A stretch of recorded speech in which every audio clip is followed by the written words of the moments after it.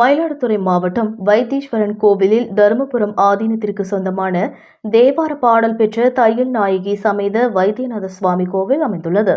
பிரசித்தி பெற்ற இந்த கோவிலில் கிழக்கு கோபுரம் அருகே பழனி ஆண்டவர் சுவாமி தனி சன்னதியில் எழுந்தருளி பக்தர்களுக்கு அருள் பாலித்து வருகிறார். ஆண்டுதோறும் தைப்பூசம் ஒன்று பழனி ஆண்டவருக்கு பக்தர்கள் காவடி எடுத்து வந்து வழிபாடு செய்வது வழக்கம்.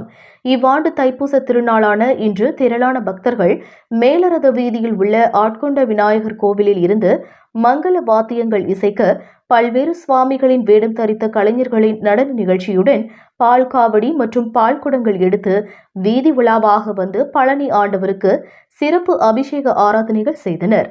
தொடர்ந்து தைப்பூச விழாவில் கலந்து கொண்ட அனைவருக்கும் அன்னதானம் வழங்கப்பட்டது. இதற்கான ஏற்பாடுகளை ஸ்ரீ வைத்தீஸ்வரா அறக்கட்டளை நிர்வாகிகள் செய்திருந்தனர்.